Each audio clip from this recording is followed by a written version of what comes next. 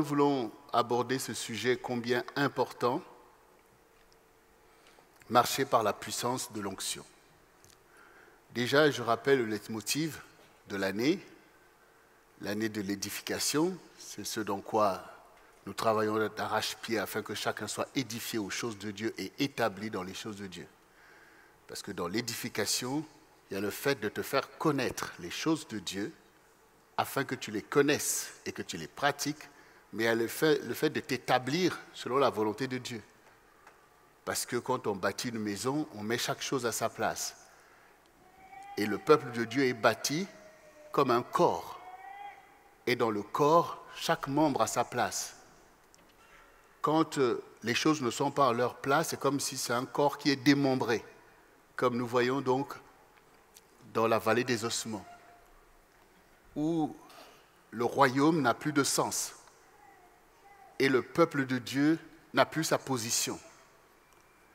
Et nous voyons au travers, effectivement, de cette vision de Ézéchiel combien Dieu se met à nouveau au travail par sa parole qui recrée du mouvement et donne une structure à des corps et la chair qui pousse, les nerfs qui croissent, la peau qui recouvre et l'esprit qui vient rentrer dans ces corps et ça devient une armée.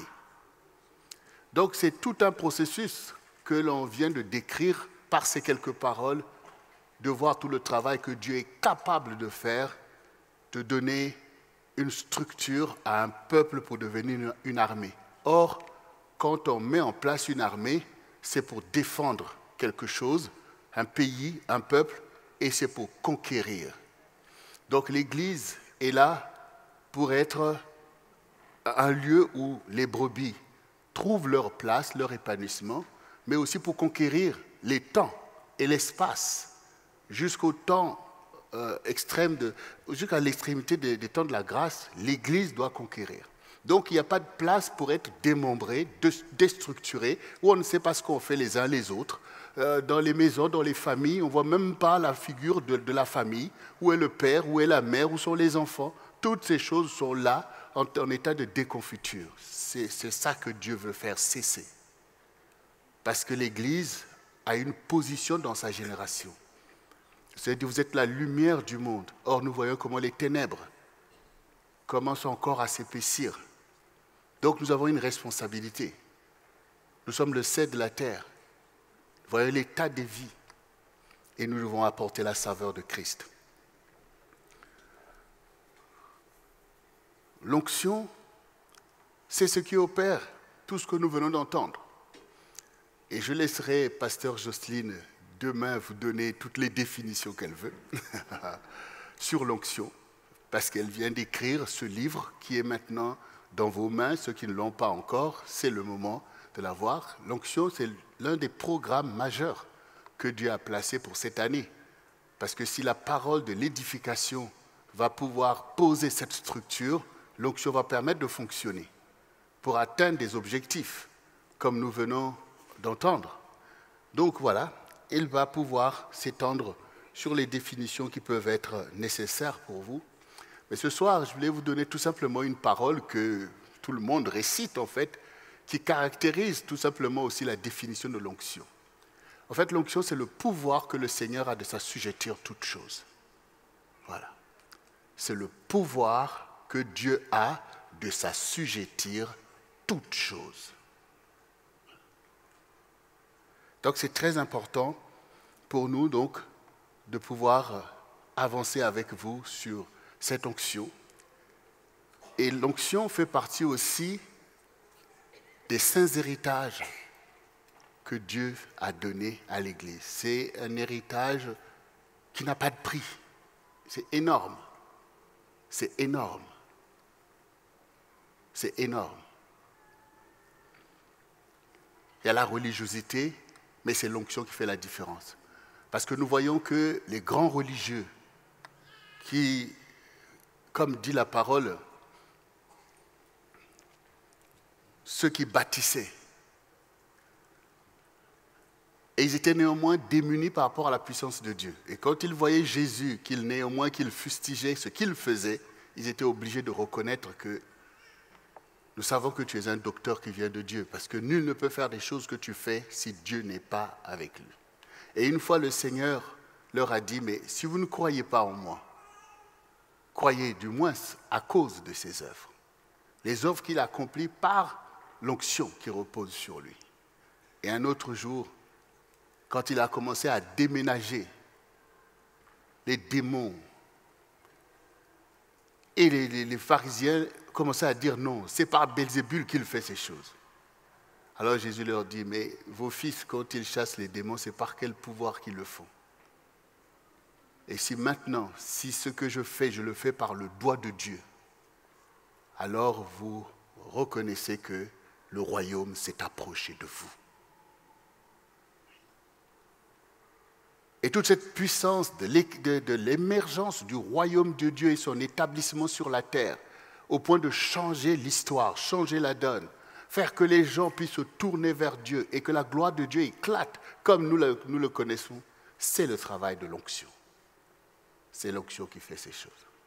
Donc nous ne pouvons pas passer à côté. Nous ne pouvons pas choisir d'être comme ces pharisiens qui faisaient des grands discours. Mais quand il s'agissait de pouvoir libérer la puissance par laquelle Dieu s'assujettit toutes choses, il n'y avait plus des canaux qui soient appropriés pour ça. Donc que le nom du Seigneur soit béni pour cette édification qu'il nous donne afin que nous puissions recevoir cette onction. Et je remercie donc Pasteur Daniel pour son court témoignage, parce que son témoignage il peut être très très long. Mais au travers de ce qu'il a dit, c'est vraiment très important pour nous de reconnaître qu'il y a une différence entre le fait de marcher dans la religiosité, ce qui n'est pas en fait extraordinaire, parce que les hommes ont toujours été religieux.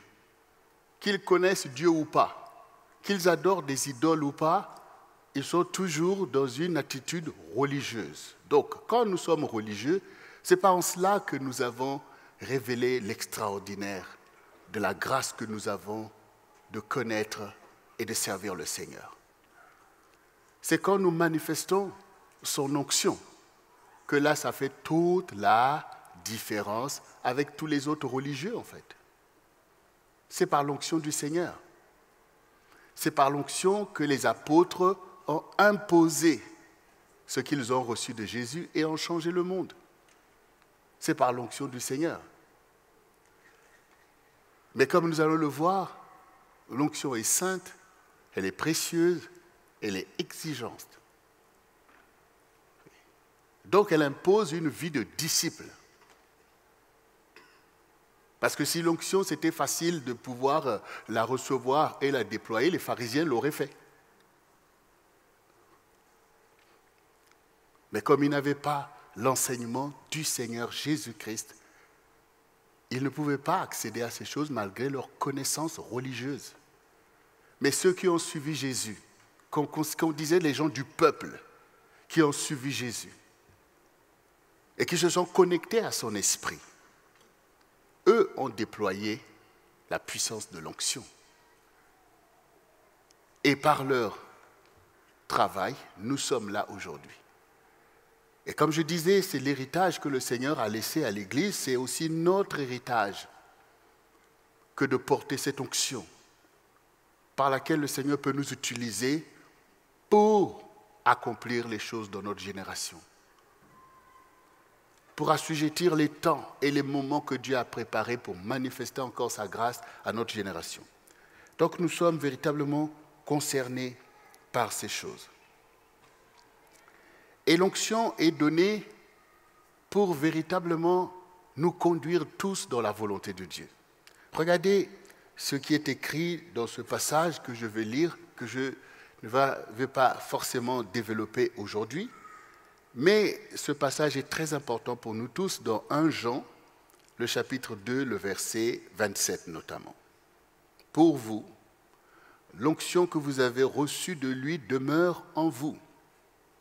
Et vous n'avez pas besoin qu'on vous enseigne. Mais comme son onction vous enseigne toutes choses, et qu'elle est véritable, et qu'elle n'est point un mensonge, demeurez en lui selon les enseignements qu'elle vous a donné.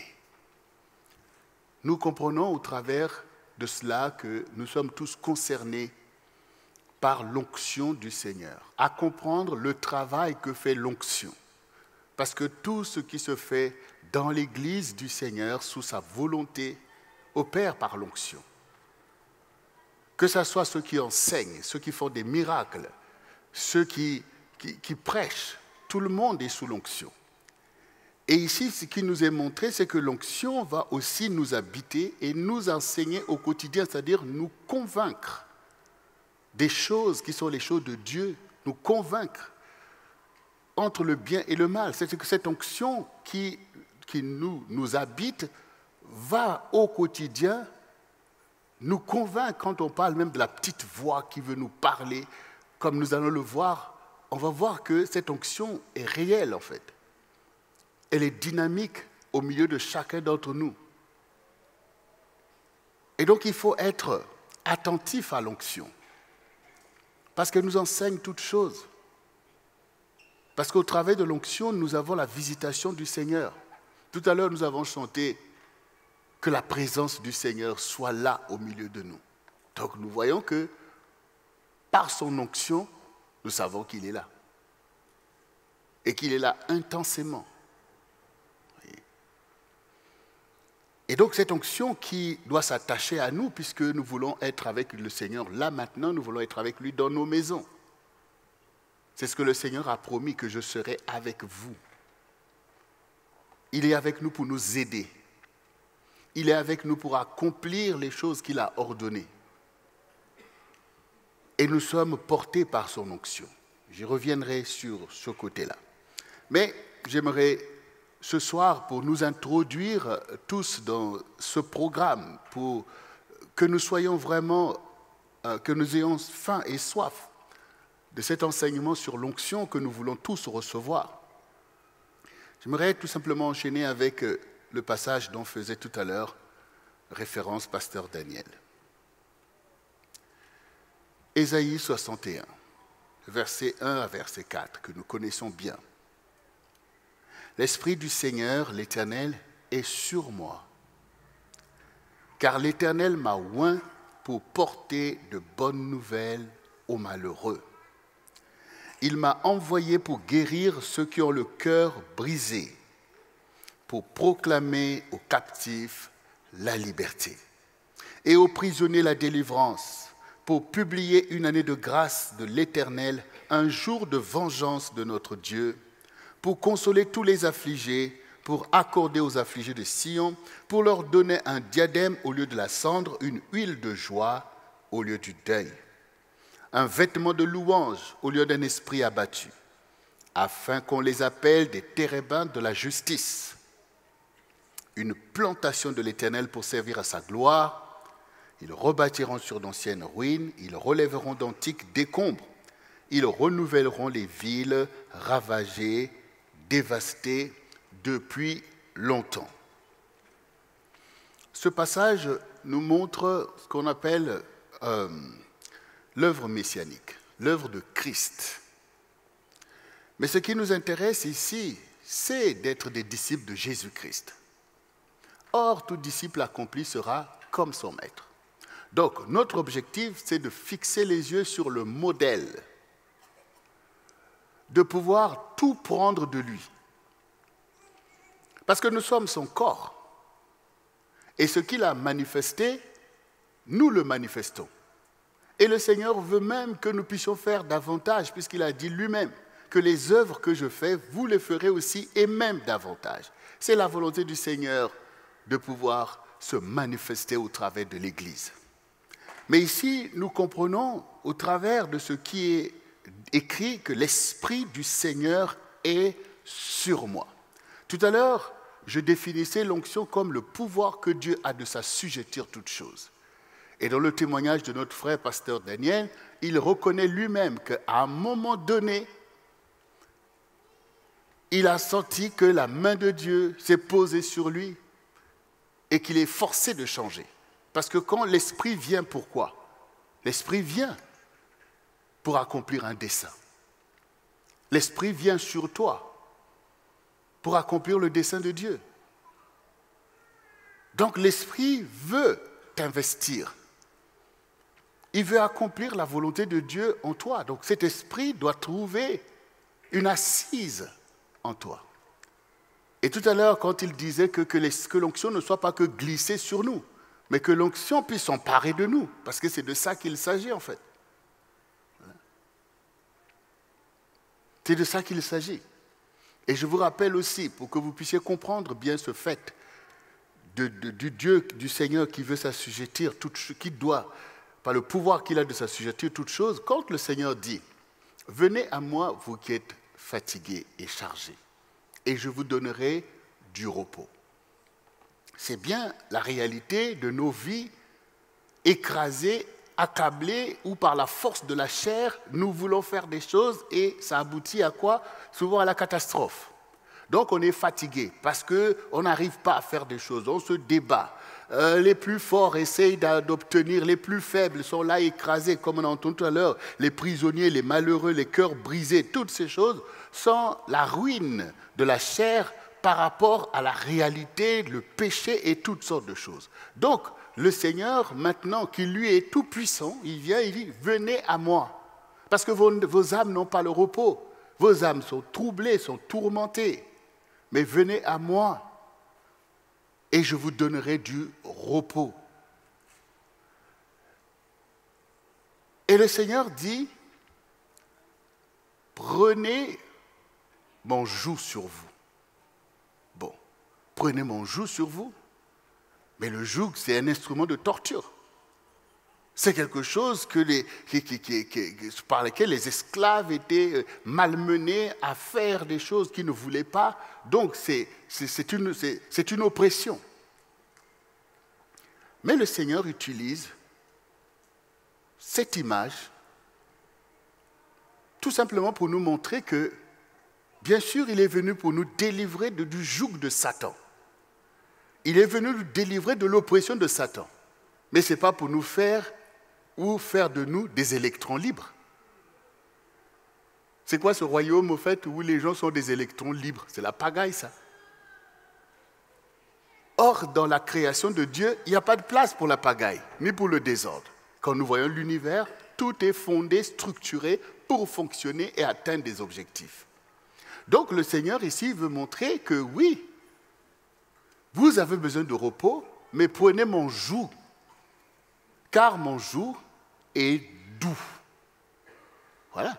Donc, ce n'est pas quelque chose qui est là pour vous écraser ou vous faire du mal, mais je suis envoyé par Dieu pour vous conduire vers Dieu, pour vous ramener à Dieu. Donc, il faut prendre le joug. Et dans ce joug, il y a la discipline, l'obéissance au Seigneur. Il y a la soumission, parce que le joug est un instrument de soumission. C'est un maître qui te soumet à faire sa volonté. Mais si nous voulons échapper, si nous voulons vivre avec Dieu, nous savons que Dieu est parfait. Donc comment on peut avoir un problème avec la soumission?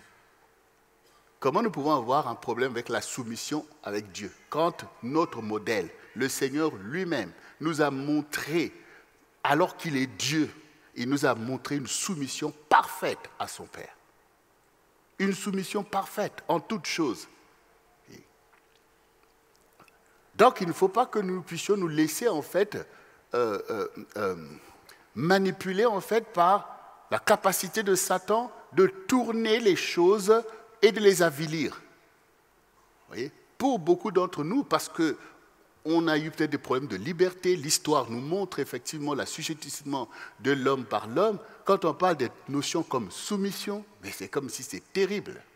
Mais ça veut dire quoi, être soumis? Qui de nous n'est pas soumis à quelque chose?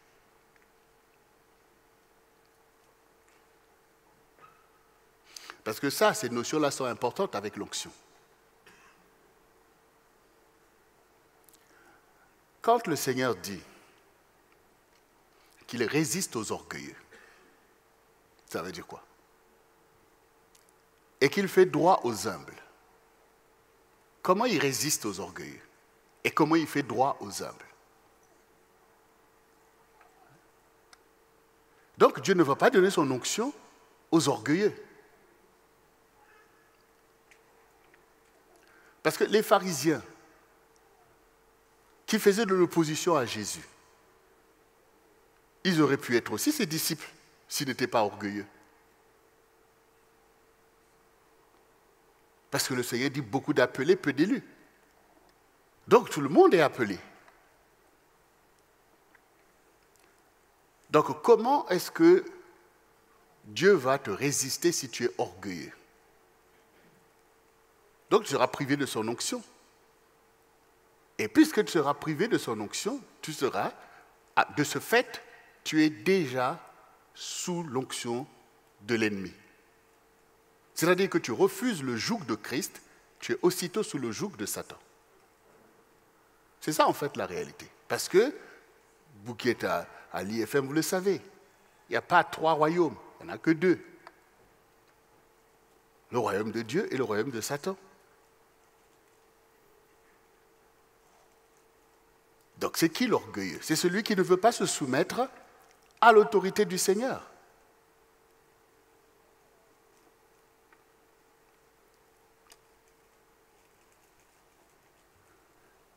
Et retiens ce que tu as entendu ce soir. L'onction, c'est le pouvoir que le Seigneur a de s'assujettir toutes choses. Donc, quand le Seigneur te veut pour les choses auxquelles il t'a appelé, c'est ce pourquoi nous sommes l'Église.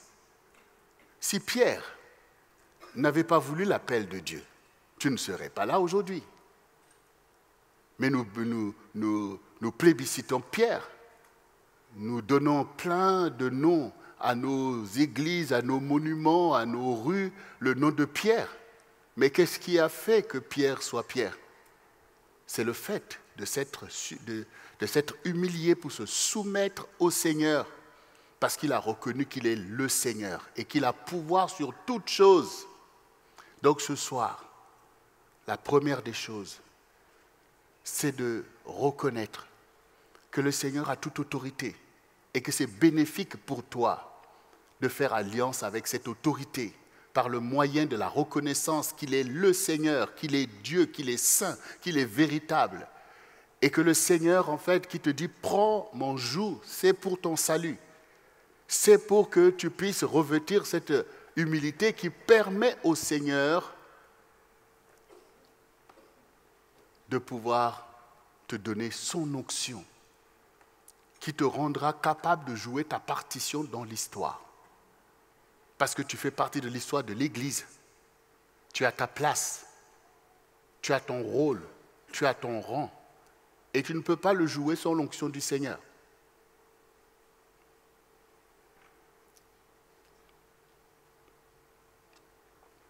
Et nous nous souvenons aussi que, bien sûr, nous allons le voir, combien les serviteurs de Dieu dans l'Ancien Testament étaient oints pour manifester la puissance de Dieu et accomplir le projet de Dieu qui reposait sur eux, de pouvoir sortir de l'Égypte, aller dans le pays de Canaan et établir une nation à la gloire du Seigneur.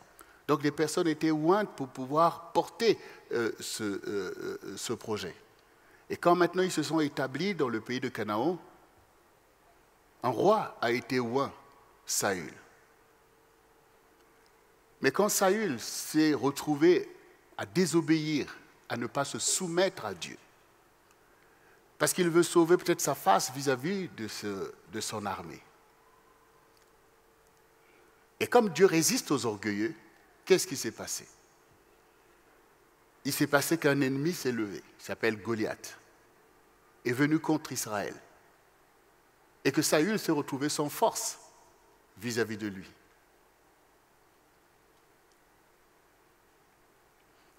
Il s'est retrouvé sans force alors qu'il est le chef de l'armée d'Israël, qu'il est le roi.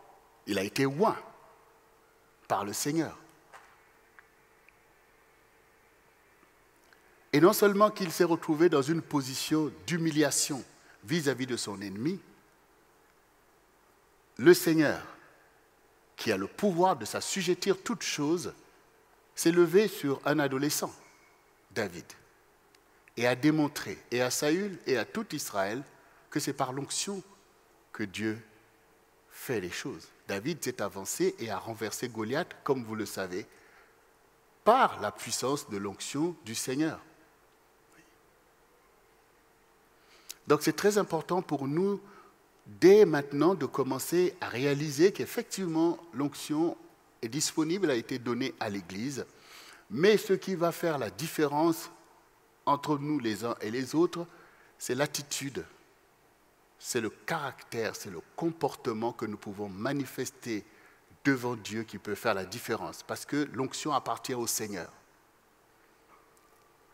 Elle fait partie de la gloire de Dieu. Et le Seigneur dit, je ne donnerai pas ma gloire à un autre. Donc nous devons tous faire attention de ne pas être un autre vis-à-vis du Seigneur. Un autre, ça veut dire le caractère de Christ qui peut manquer. Et non seulement que ça peut manquer, mais combien on peut développer des caractères qui sont étrangers, en fait, au Seigneur. Et donc, se retrouver finalement à être dans une position où, en fait, Dieu te résiste. Parce que Dieu ne peut pas mêler le bien et le mal. Il ne peut pas mêler son onction à autre chose, en fait, que le caractère de Christ. Ça nous ramène à quoi? Ça nous ramène à l'exigence de l'Église, celle qui a été établie par le Seigneur, par la dispensation que nous voyons, la vie des apôtres, la mise à part, le souci du royaume et de la justice de Dieu, qui fait de nous des serviteurs comme Christ lui-même a été un serviteur pour nous. Et donc, comme je disais tout à l'heure, prenez mon joug et mon fardeau. Le fardeau, parce que le Seigneur nous a donné ses ministères, en fait. Tu es évangéliste, c'est le ministère de Jésus qu'il t'a donné. C'est pour toi, c'est un fardeau pour les âmes. Mais le Seigneur dit que ce fardeau est léger. Mais ce fardeau est léger comment? Mais par l'onction qu'il te donne, qui te permet de faire ces choses que tu ne pouvais pas faire si tu n'as pas l'onction. On sait ce que c'est dangereux, ces choses. C'est comme si le Seigneur te dit, va à la guerre, et qu'il te dit que, voilà, ce n'est pas dangereux. Parce qu'en réalité, c'est ça. En réalité, c'est ça. Il dit, va à la guerre, alors que la guerre, c'est dangereux. Il te dit, va à la guerre, ce n'est pas dangereux. Ben oui. Quand nous voyons Shadrach, Meshach, Abel-Négo, qui se retrouvent là devant Nabuchodonosor. Nabuchodonosor a pris la décision que tout le monde doit adorer sa statue, sinon c'est la fournaise. Donc le Seigneur sait que ce n'est pas de la blague. Mais le Seigneur, par sa puissance, par le pouvoir qu'il a de s'assujettir toutes choses, s'est levé sur ces trois personnes pour dire « Allez-y, ce n'est pas dangereux ». Et donc, il pouvait se tenir là. Et tout ça, ce sont des choses, ce n'est pas des mots, mais ce sont des connexions spirituelles. C'est le langage, en fait, de l'onction qui les mobilise, en fait. Ils sont mobilisés pour ne plus voir le danger tel qu'il est. Et ils sont là capables de dire à Nabuchodonosor que sur ces questions-là d'adorer tes idoles, sache que nous n'allons pas le faire. Nous n'allons pas le faire. Même si tu as chauffé ta fournaise 7 fois, ça ne nous effraie pas. Voyez? Voyez? Ça, c'est une mobilisation. D'aller à la guerre et avoir la conviction que, spirituellement parlant, ce n'est pas dangereux d'affronter Nabuchodonosor. Et même d'aller jusqu'à penser que ce n'est pas dangereux, même si on meurt dans ça. Parce que l'onction te donne la connaissance de la vérité. Et ils savent que la vie, c'est d'être avec Dieu. Ce n'est pas de respirer sur la terre, mais c'est d'être avec Dieu. Et que la mort, c'est la séparation d'avec Dieu. Même si tu es avec Nabuchodonosor, tu veux des faveurs de Nabuchodonosor, mais si tu es séparé de la connexion avec l'Esprit de Dieu, avec son onction, tu es mort, même si tu es encore vivant. Tu es mort. Voilà. Parce que l'esprit, c'est la vérité. Les choses visibles viennent des choses invisibles. Visiblement, tu vis, mais invisiblement, tu es mort. Mais eux, ils étaient spirituellement vivants.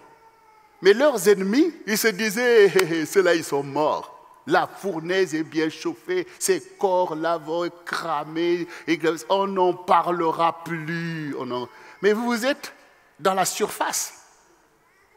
Vous êtes dans la surface. Le Seigneur lui-même a dit, celui qui croira en moi vivra quand même. Il serait mort. Vous voyez? Donc eux, ils étaient déjà dans ça, que de toute façon, nous avons la vie. La vie, c'est Dieu. Tout se fait par la volonté de Dieu. Voilà.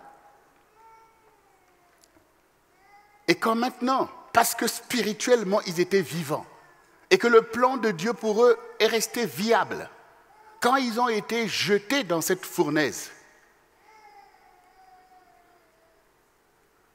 mais l'onction peut tout. Donc à ce moment-là, l'onction qui était sur eux faisait que la puissance des flammes était anéantie. Oui. Et le Seigneur lui-même, le maître de l'onction, est apparu au milieu d'eux. Voyez? Ce qui compte, c'est le spirituel. Ce qui compte, c'est le spirituel. Donc l'onction va vous donner une connaissance qui dépasse la connaissance intellectuelle, mais une connaissance spirituelle des choses de Dieu, une connaissance spirituelle du Seigneur, une révélation de la volonté du Seigneur. Retenez ce que j'ai dit au début, c'est le pouvoir que Dieu a de s'assujettir toutes choses. Donc dans cette volonté de Dieu qui vient sur toi, et auquel tu sens le joug du Seigneur, c'est-à-dire le fait que l'Esprit te conduit sur un chemin que tu ne connais pas, ou même que peut-être que tu ne sais pas celui que tu veux, mais tu sais que tu es conduit, et en même temps tu connais que c'est Dieu. Et tu connais que c'est Dieu par son onction qui t'enseigne toutes choses. Tu connais que c'est Dieu. Donc à partir de là, c'est à toi maintenant de réaliser que mon Dieu s'est levé sur moi, l'Éternel se lève pour que je fasse sa volonté. Comme Jésus lui-même nous a montré que nous devons être ses disciples en étant nous-mêmes sous la volonté de Dieu. Souvenez-vous à Gethsémani, quand il était là en train de prier, il dit s'il est possible que cette coupe s'éloigne, mais non pas ma volonté, mais ta volonté. Donc on voit en fait, et on voit que avant la crucifixion, donc à Gethsémani, on voit que c'est là que Jésus affronte le combat qu'il attend. Il affronte déjà en esprit. Il se positionne déjà. Il livre déjà toute la bataille. Quand il se retrouve maintenant dans ce jour terrible, il se tient digne. Parce que tout ça, il a déjà accompli par la puissance de l'onction.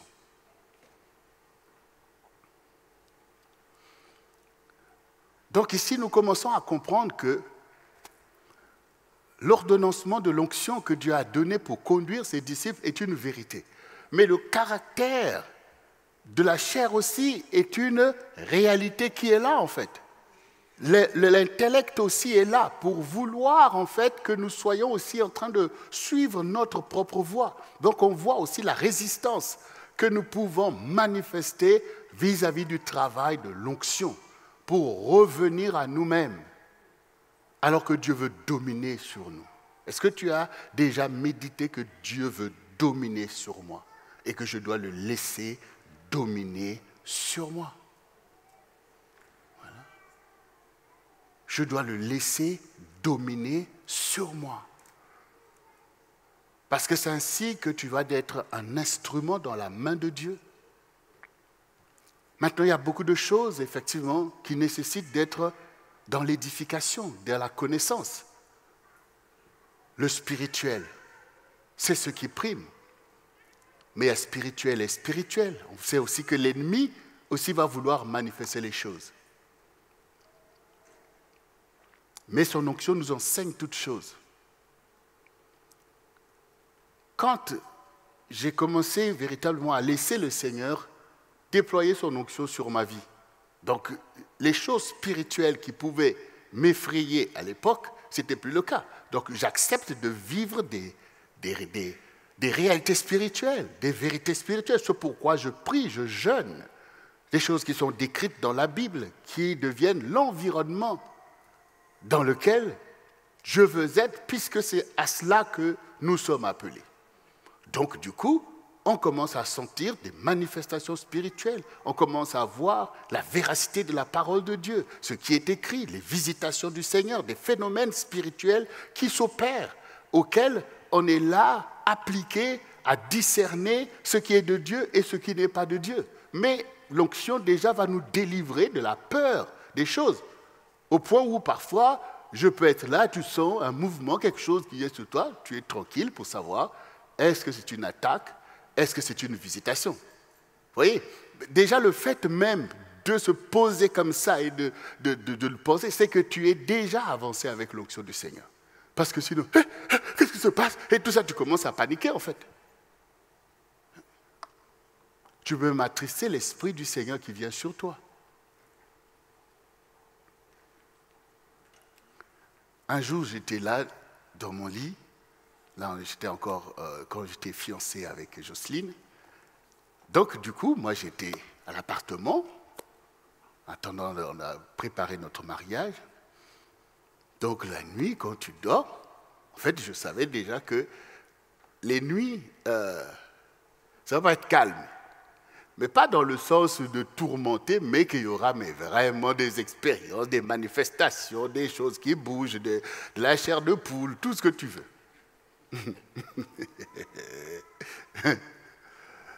Et puis à un moment donné, je sens comme une onction qui me touche par les pieds et qui commence à remonter,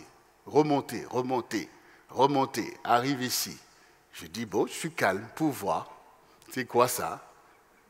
Arrive ici. Arrivé au cou, commence à vouloir me... Au nom de Jésus.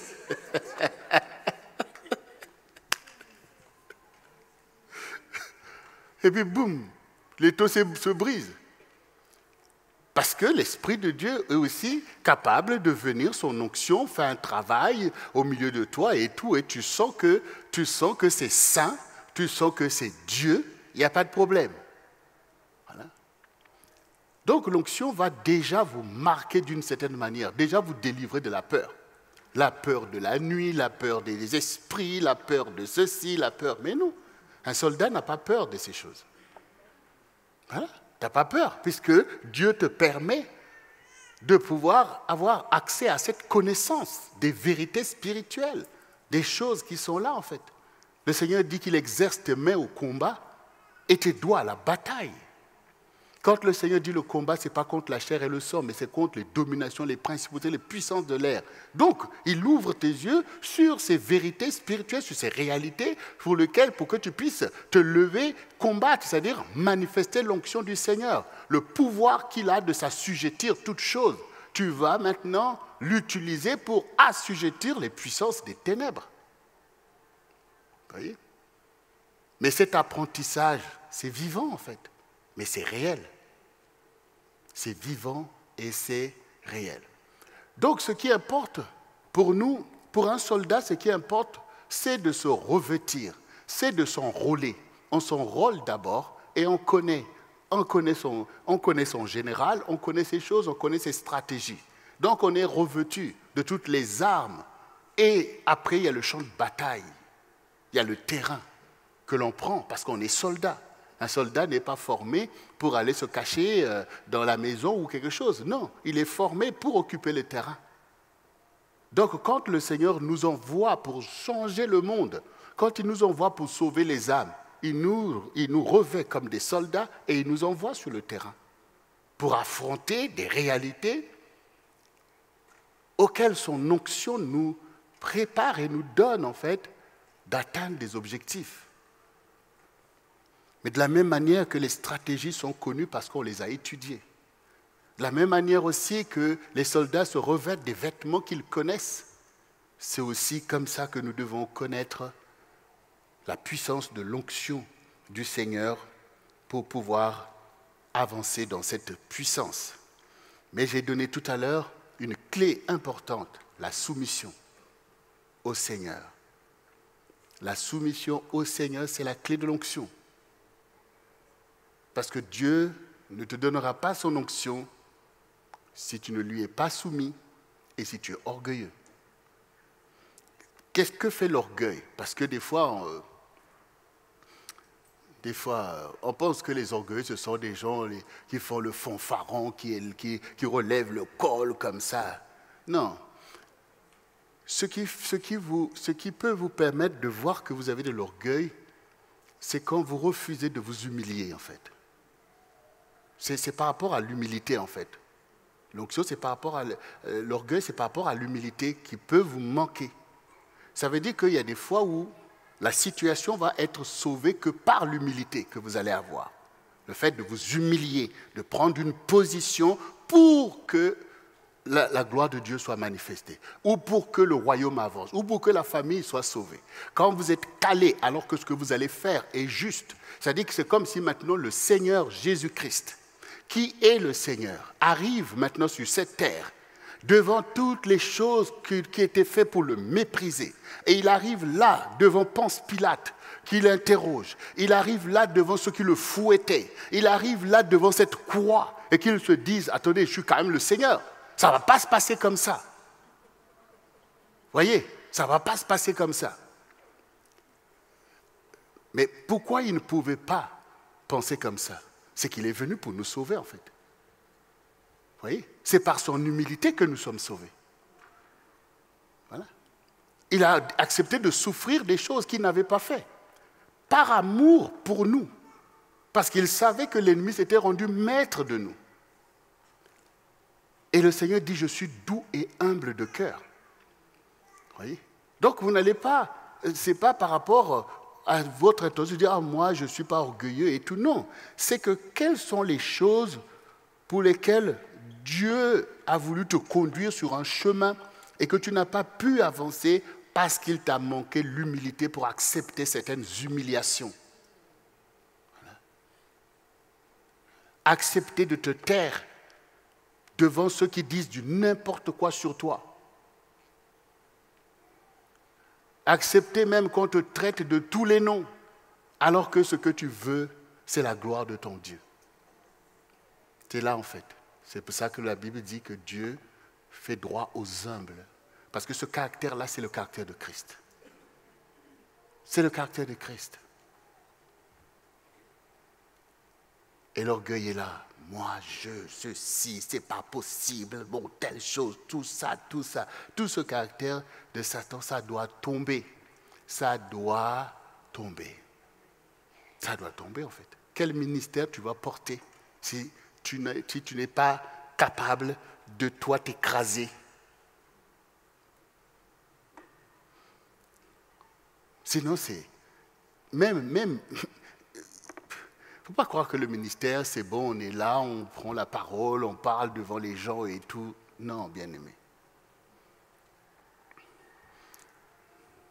Les choses visibles sont d'abord invisibles.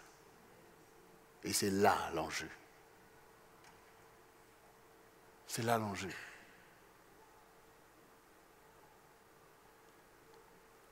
Quand on n'est pas capable de pardonner, c'est de l'orgueil.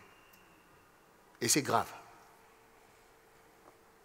Parce que Dieu, qui est Dieu, il nous pardonne. Bien sûr, c'est difficile pour la chair, mais l'onction du Seigneur est là, en fait. Est-ce que nous sommes au service de la chair? Nous sommes au service du Seigneur. Et tout disciple, le Seigneur dit, prends ta croix. La croix, c'est quand même pour humilier la chair. C'est te crucifier toi-même, en fait. Pour que les velléités de la chair ne puissent pas te conduire à la catastrophe. C'est que toi-même, tu sais te crucifier, tu sais te taire, tu sais supporter, tu sais faire la volonté de Dieu. Et toutes ces choses font que l'onction de Dieu habite sur toi. Et l'onction accomplira son œuvre.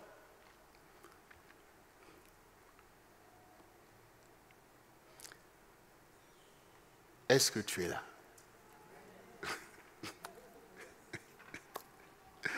Non, vous savez, l'onction, il faut qu'on soit posé. Il ne faut pas qu'on se prenne la tête. Il faut déjà que tu apprennes que ce n'est ni par force, ni par puissance, mais par mon esprit. Tu as vu, tu n'as pas compris. Je dis, l'édification, c'est que ce n'est ni par force, ni par puissance, mais c'est par mon esprit, dit le Seigneur. C'est-à-dire que recevoir l'onction, manifester l'onction, c'est une rencontre en fait. C'est une rencontre avec le Seigneur, en tout cas avec son esprit. C'est comme une histoire d'amour. Là, je commence à bien expliquer les choses. C'est comme une histoire d'amour. Ce n'est pas une prise de tête. Là, bon, voilà, je note, oui, tout ça. Non, c'est une rencontre comme une histoire d'amour. David rencontre Jocelyne. Jocelyne rencontre David. On commence à se parler. On commence à faire. Et puis, on avance. Et puis, voilà, on sent l'onction. Et puis, on est là, en fait. Il n'y a pas besoin de faire un examen pour ça. Mais c'est la rencontre. C'est-à-dire qu'il faut que tu te disposes à vraiment rencontrer l'Esprit du Seigneur de la façon que tu ne l'as pas encore rencontré. Tu sais que le Saint-Esprit est là, tu sais les dons du Saint-Esprit, tu essaies d'en manifester, tu essaies de faire, mais tu n'as jamais rencontré l'Esprit comme ceux qui ont rencontré Jésus. Tu ne l'as jamais rencontré comme ça en fait. Tu ne l'as jamais rencontré comme Marie a rencontré Jésus, est devenue amie de Jésus. Tu ne l'as jamais rencontré, tu n'as jamais écouté la parole de Dieu comme écouter Marie pour écouter le Seigneur. Vous voyez, entre écouter la parole de Dieu, c'est bien, mais écouter le Seigneur, l'écouter lui, qu'est-ce qu'il veut, qu'est-ce qu'il attend de moi, l'écouter lui pour lui donner gloire, le pouvoir qu'il a de s'assujettir toutes choses. C'est-à-dire que sur moi, l'Éternel se lève. Parce que nous, on peut venir là, on donne un cours magistral, tout, allez, levez-vous, on va prier, l'onction, après tout le monde rentre, l'onction. Mais l'onction s'est toujours manifestée, l'onction a toujours été là, vous savez vous-même dans ce ministère. Mais là, ce qui va faire la différence, c'est quoi? C'est que tu rencontres l'onction, en fait. C'est toi qui dois rencontrer, c'est pas moi. Ah ben oui, c'est toi. C'est toi qui dois rencontrer aujourd'hui le Seigneur dans le sens que l'Esprit du Seigneur est sur moi. Il m'a oint pour porter de bonnes nouvelles. Donc c'est toi qui dois aujourd'hui dire, Esprit de Dieu, viens sur moi. Viens, s'il y avait des choses qui s'étaient opposées à ton règne, aujourd'hui, voilà, je donne mon coup maintenant même pour porter le joug de Christ. Aujourd'hui, je veux voir ton influence sur moi. Je veux te recevoir. Saint-Esprit, tu as été envoyé sur la terre pour conduire l'Église dans toute la vérité, mais je suis là en fait. Je suis là, Seigneur, je veux t'embrasser, je veux aujourd'hui communier avec toi. Je veux que tu puisses m'utiliser comme un instrument dans ta main. Je veux voir vivre l'action de ton onction. C'est de toi qu'il s'agit. Toi et le Seigneur. Toi et le Seigneur. Quand je dis c'est comme une relation d'amour, mais en fait, c'est vraiment comme, c'est une faveur, c'est une grâce que Dieu libère sur toi pour que tu sois oint. Comme le Seigneur lui-même le oint, celui que le Père a oint pour manifester toute autorité dans le ciel, sur la terre et sous la terre. Toi aussi, Dieu t'a donné des missions auxquelles il veut te oindre d'une onction évidente pour que tu puisses accomplir ces choses par la puissance de Dieu. Mais l'onction veut habiter au milieu de toi, veut renouveler ton intelligence, veut te faire connaître les choses.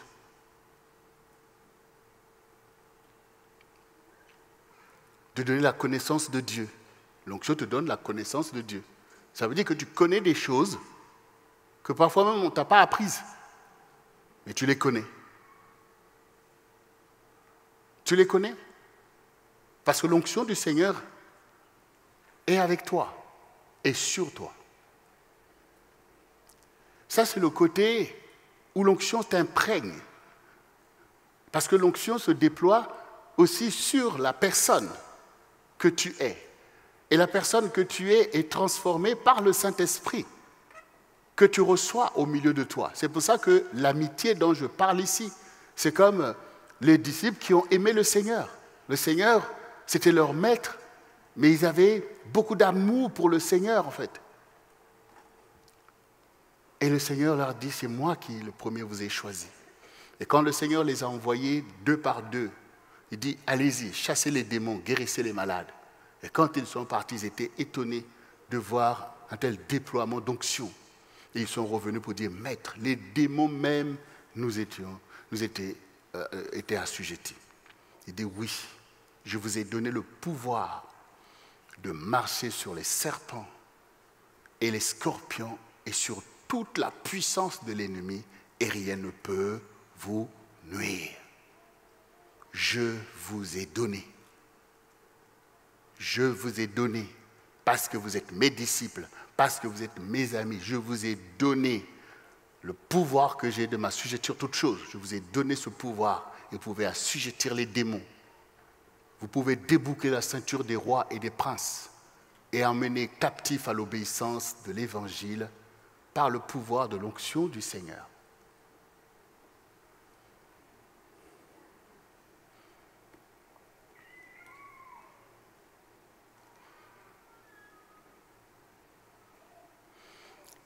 Et nous voyons que maintenant, quand nous comprenons les objectifs de l'onction que Dieu envoie, qui viennent se joindre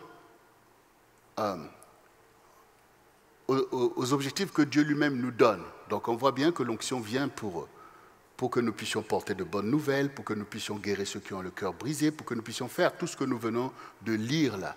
Donc, c'est comme si l'onction ici, c'est comme on donne des plénipotentiaires à un ambassadeur qui va aller représenter un pays à l'étranger, mais il reçoit de la part de son gouvernement les plénipotentiaires, c'est-à-dire l'autorité d'engager, en fait, le royaume dont il est représentant.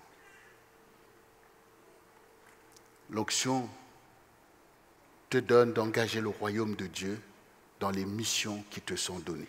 Et on voit tout le travail que fait l'onction. J'ai pris l'exemple des ossements desséchés qui deviennent une grande armée par le déploiement de l'onction de Dieu.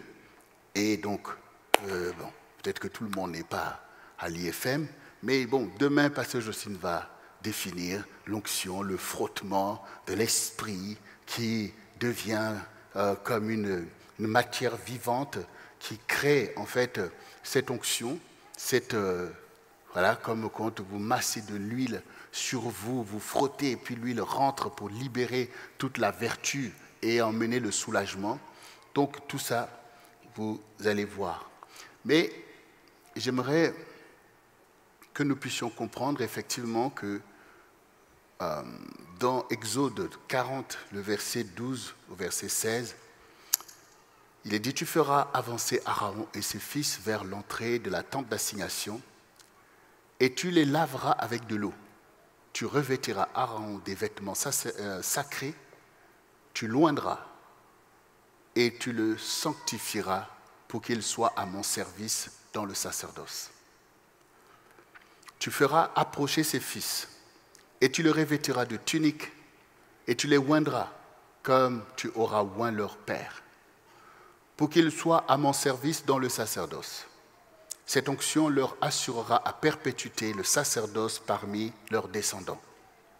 Moïse fit tout ce que l'Éternel lui avait ordonné et il fit ainsi. » Donc effectivement, quand les enfants d'Israël sont sortis de l'Égypte, Dieu les a oints. En tout cas, il les a organisés en tant que royaume avec les tribus qui étaient destinées à des choses spécifiques. Et ici, notamment, dans la tribu d'Aaron, qui devait être des sacrificateurs pour Israël, et la tribu de Lévi, qui était des Lévites. Donc, ils ont été consacrés au Seigneur pour être à son service.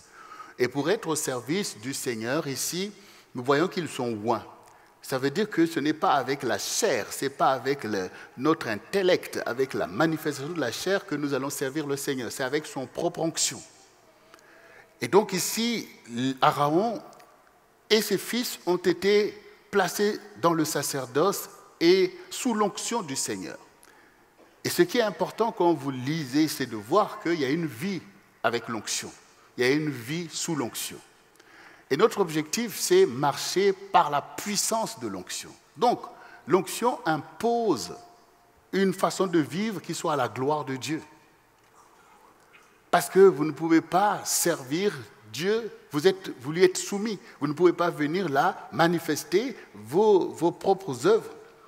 Donc ici, cela nous montre que l'onction, effectivement, est un héritage aussi que nous avons reçu, comme on le voit dans l'Église. Comme ici, les enfants d'Israël, les fils d'Aaron, ont reçu l'onction pour être en fait un héritage pour eux à perpétuité. L'onction que les disciples de Jésus ont reçue, cette onction est aussi un héritage pour l'Église de génération en génération, en fait, que nous devons revêtir comme Aaron et ses fils et ses descendants devaient porter cette onction qui leur a été donnée. Nous aussi, nous portons l'onction, nous agissons par l'onction que le Seigneur a libérée sur Pierre, Jean, Jacques, l'apôtre Paul et les autres. Et nous devons y veiller. Parce que nous sommes les descendants des disciples de Jésus par rapport à l'Église. Nous ne sommes pas les descendants des pharisiens qui leur faisaient de l'opposition. Mais malheureusement, aujourd'hui, on peut voir effectivement dans l'Église le mépris de l'Esprit de Dieu et donc de l'onction, en fait. Comme si l'Esprit n'est plus là. Voilà. Il n'y a pas de Saint-Esprit. Il n'y a pas de baptême de Saint-Esprit. Il n'y a pas de parler en langue. Il n'y a pas de ceci. Mais quand vous vous coupez déjà de ça, quand vous vous positionnez déjà comme ça, comment vous allez avoir l'onction du Seigneur, en fait? Comment vous allez avoir l'onction du Seigneur? Vous retombez dans le pharisianisme. Exactement. Voilà. C'est une puissance intellectuelle. On tourne les versets de telle façon, mais ça se voit sur le terrain. Ça se voit. Le manque d'onction, ça se voit. Et l'esprit de mort qui reprend le dessus.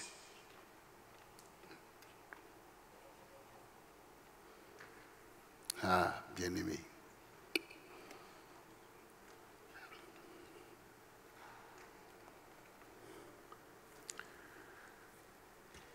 Marc, le chapitre 1, le verset 35 à 32, nous voyons ce passage. Vers le matin, pendant qu'il faisait encore très sombre, il se leva et sortit pour aller dans un lieu désert, où il pria. Simon et ceux qui étaient avec lui se mirent à sa recherche, et quand ils l'eurent trouvé, ils lui dirent « Tous te cherchent. » Il leur répondit « Allons ailleurs, dans les bourgades voisines, afin que j'y prêche aussi, car c'est pour cela que je suis sorti. » Et il alla prêcher dans les synagogues et par toute la Galilée, et il chassa les démons. Un lépreux vint à lui, et se jetant à ses pieds, lui dit d'un ton suppliant, « Si tu le veux, tu peux me rendre pur. » Jésus, ému de compassion, étendit sa main et le toucha et dit, « Je le veux, sois pur. » Aussitôt, le lépreux le quitta et Aussitôt la lèpre le quitta et il fut pur.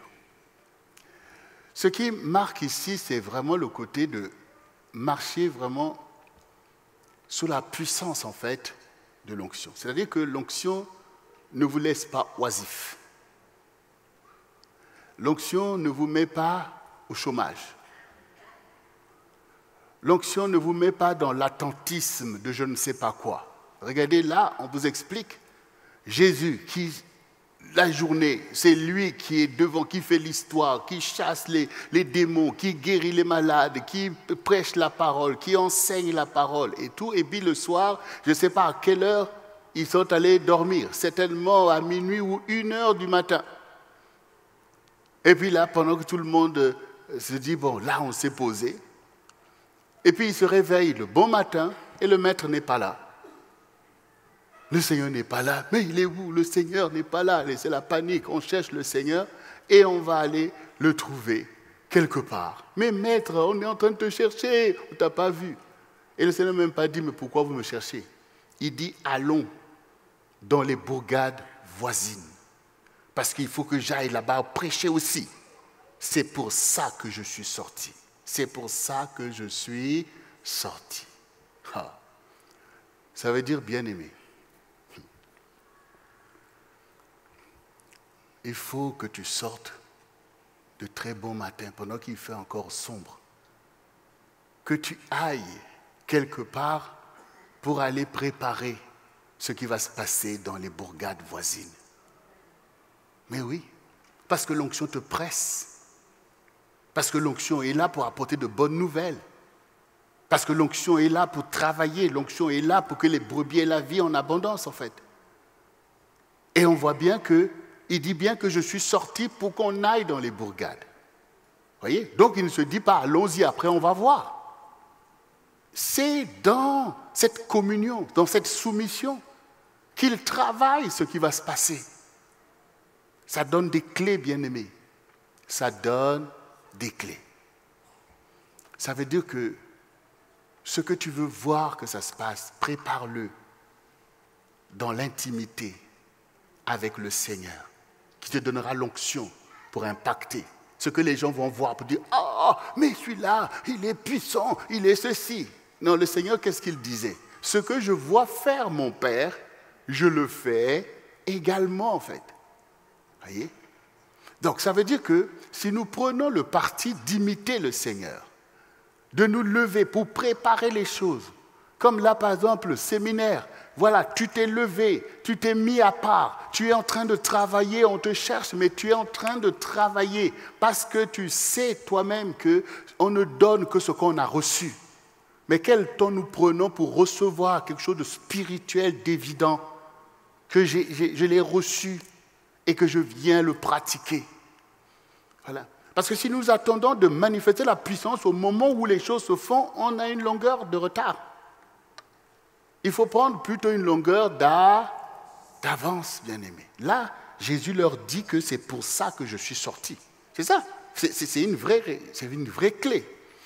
Allons dans les autres bois, c'est pour ça que je suis sorti. C'est-à-dire qu'il est venu chercher déjà l'impact, le succès. Il est venu déjà renverser ces démons qui sont positionnés dans ces bourgades-là pour dire « Ici, c'est nous qui qu'a régné. »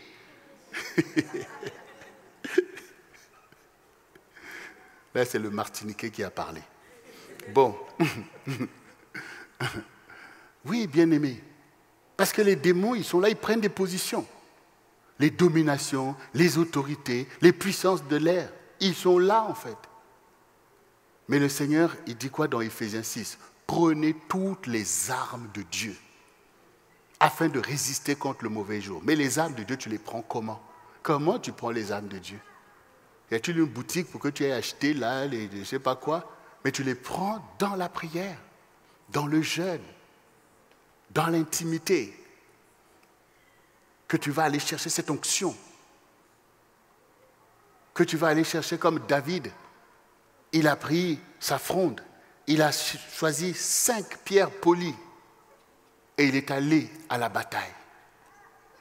Toi aussi, où sont tes 5 pierres polies?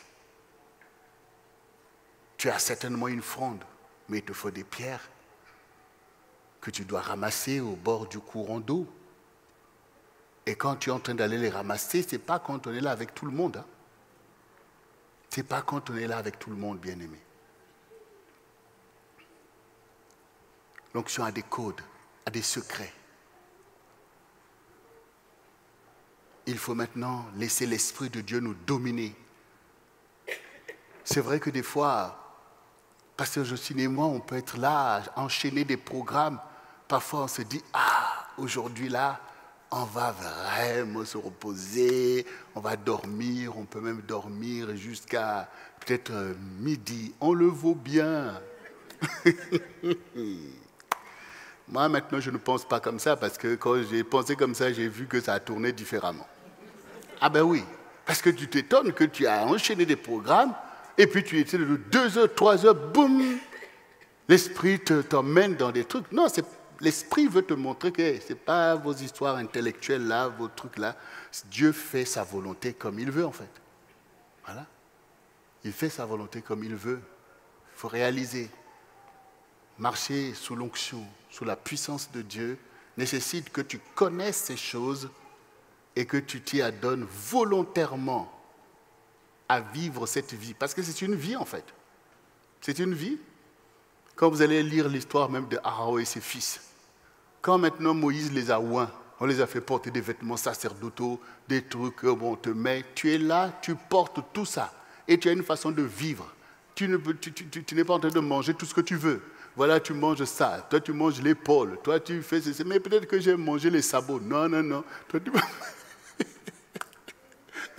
mais c'est une vie qui va avec l'onction. Voilà, il y a une vie qui va avec l'onction. Et aujourd'hui, c'est vrai que nous sommes oints par l'Esprit du Seigneur, mais l'Esprit du Seigneur, parce que vous acceptez effectivement de le rencontrer, parce que c'est le Seigneur, mais vous allez voir que l'Esprit va ordonner certaines choses qui vous sont spécifiques. Voilà. Que par son onction, le Seigneur peut te dire, tu ne fais pas ça, tu ne fais pas ça. Comme par exemple, tu ne bois aucune goutte d'alcool.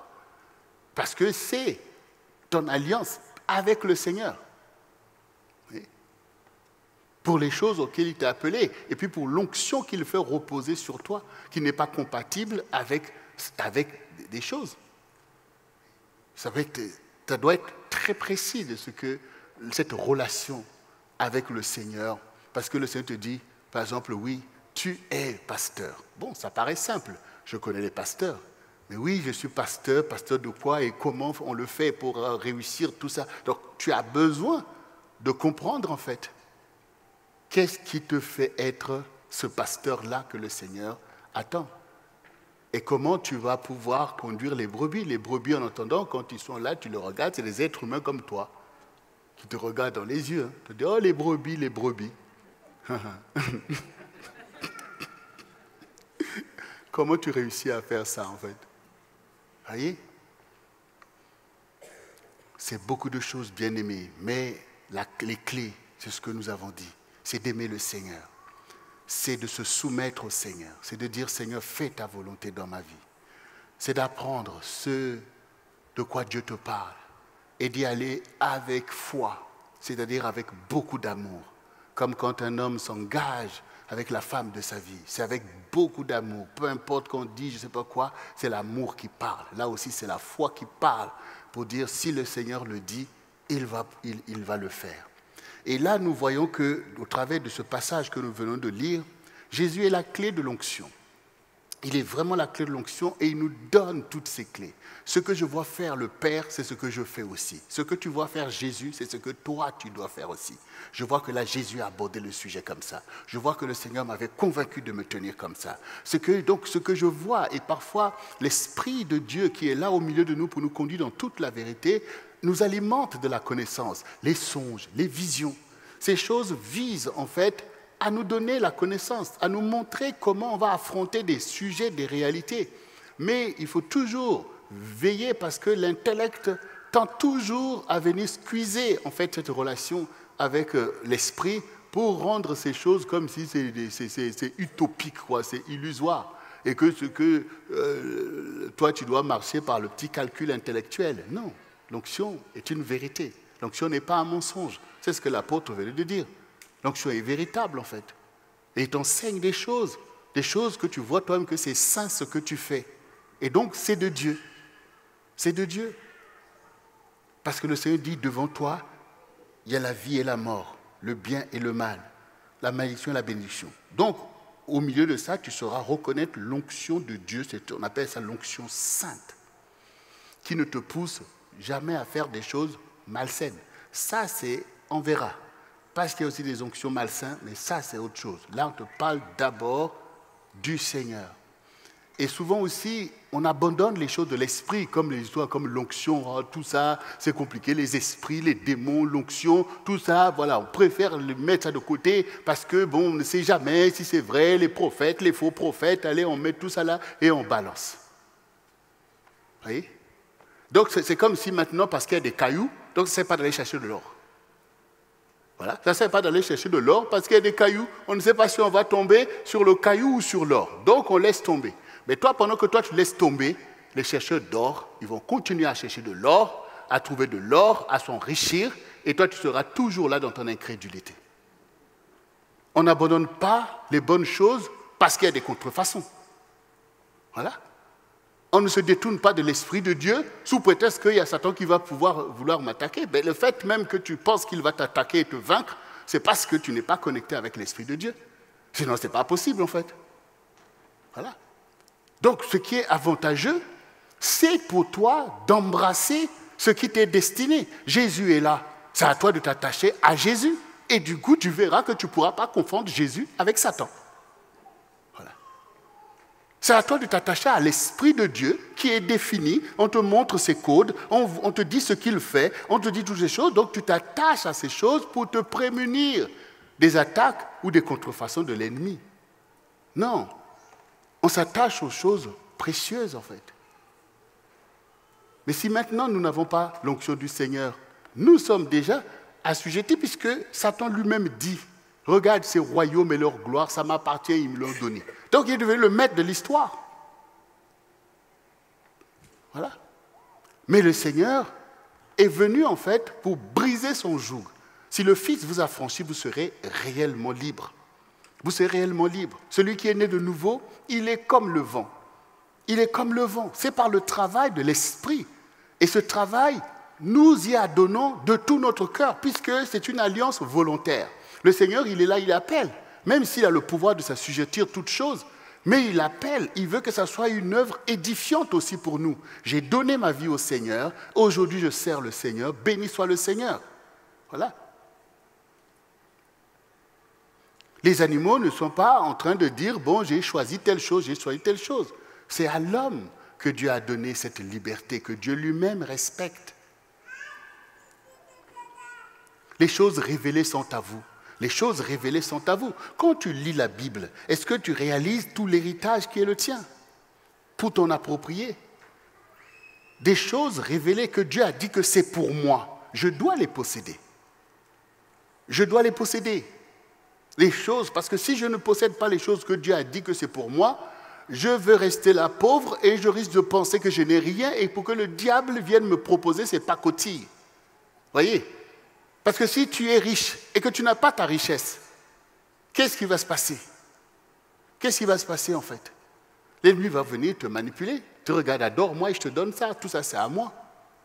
Donc les choses révélées sont à vous. C'est que Dieu veut que nous puissions nous approprier de l'héritage, les promesses de Dieu. Et ce qui est important avec ça, c'est le côté aussi où, puisque les choses révélées sont à nous, puisque les promesses de Dieu sont pour nous, ça veut dire qu'il y a des choses aussi qui sont interdites et que ce n'est pas à moi. Il faut aussi respecter les interdits. Parce que le royaume n'est pas un royaume de désordre. Si Dieu te donne comme héritage la vie, comment tu veux encore toi aussi aller chercher la mort comme ceux qui dans le monde font alliance avec ces choses-là pour que tu dises que je suis libre. Mais non, ça c'est pas la liberté, ça c'est la confusion en fait. Ça c'est la confusion. Donc il est avantageux pour nous aujourd'hui, en tout cas en cette année, de focaliser sur les héritages que Dieu nous a donnés, qui sont de loin ce qu'il y a de plus fort, de plus merveilleux. Mais quand on néglige ces choses, quand on n'est pas dans cette puissance, quand on n'est pas dans la communion du Saint-Esprit, quand on n'est pas en train même d'aller chasser les démons comme le Seigneur dit, mais on est livré.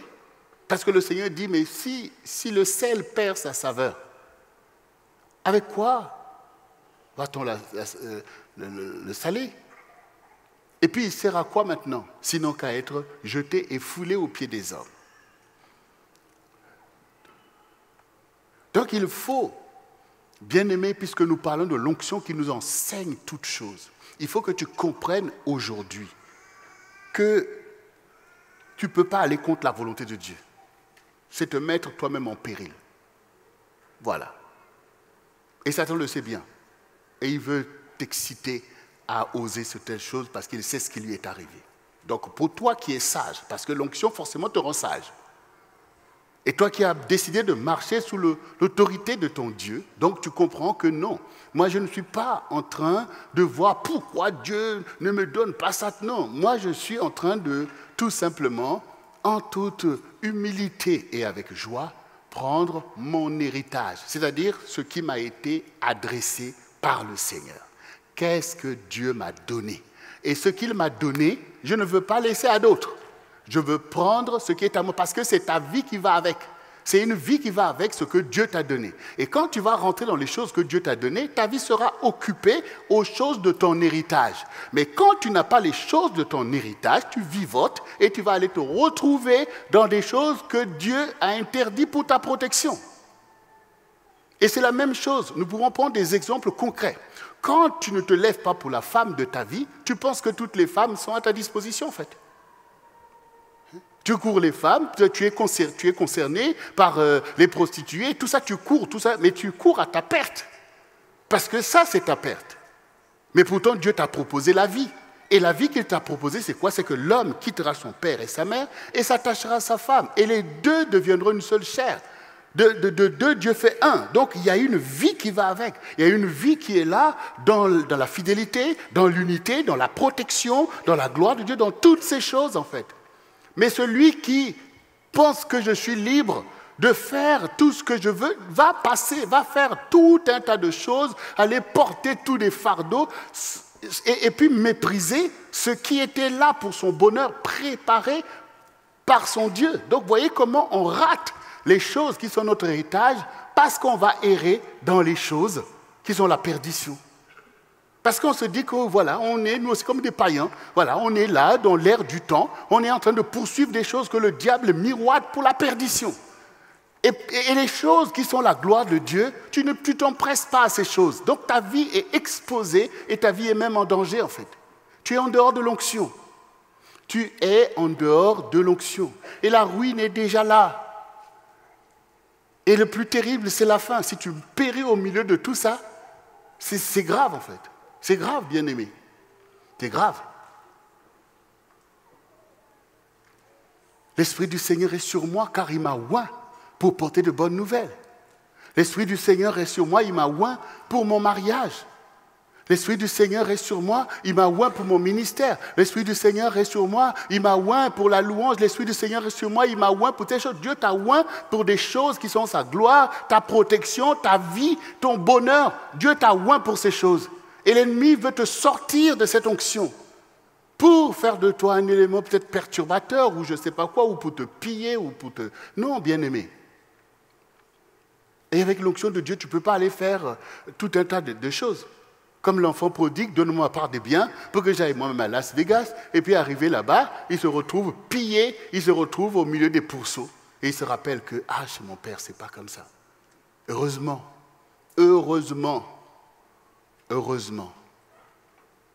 la fin d'une chose vaut mieux que son commencement. Mieux vaut tard que jamais.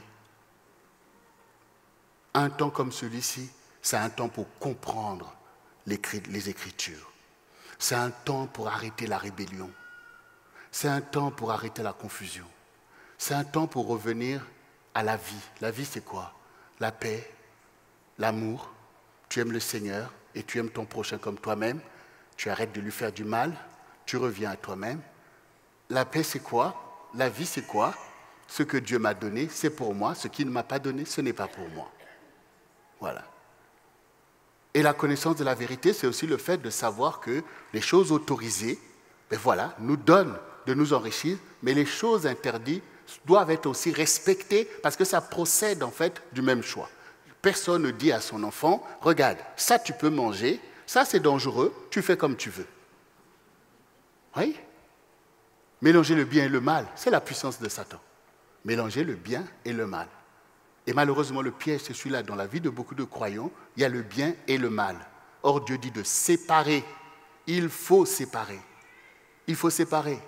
Il faut résister à Satan, il faut résister au mal et adhérer à l'Esprit de Dieu et faire les choses pour lesquelles tu existes. Et je peux vous dire, bien-aimés, qu'il y a tellement des choses, des grandes choses que Dieu a attachées à nos vies, qui manquent à l'Église, qui manquent au royaume de Dieu, qui manquent à ta famille, parce que tu ne les fais pas en fait. Parce que tu ne les fais pas, ça ne te paraît pas que c'est ça qui t'attire, qui te motive. Et nous pouvons être là en train de souffrir parce que tu n'es pas rentré dans la case de l'onction que le Seigneur a préparée pour toi, mais aussi pour nous tous en fait. Pour nous tous. Regardez les enfants de Jacob. Regardez l'histoire des patriarches. Voilà. Qui va douter de la grâce que Abraham a rencontré le Seigneur? Mais le Seigneur qui marche là au milieu de l'histoire, il marche avec toi, l'être humain, qui est son ami, son allié, pour faire l'histoire sur la terre. Satan s'agite, se pavane, mais Dieu marche avec son fidèle. Donc Dieu a marché avec Abraham, en disant à Abraham, sépare-toi de tout ça, marche en toute intégrité devant moi. Et Isaac, après lui aussi, a marché dans cette voie. Mais quand maintenant Jacob, là aussi, a marché avec le Seigneur. Et tout à l'heure, j'étais en train de lire ce passage où Dieu lui est apparu quand il était encore chez Laban, pour dire, je suis le Dieu de Bethel, où tu m'as oint un monument. Je suis le Dieu de Bethel. Maintenant, je te demande de quitter ce pays pour repartir vers le pays de ta naissance.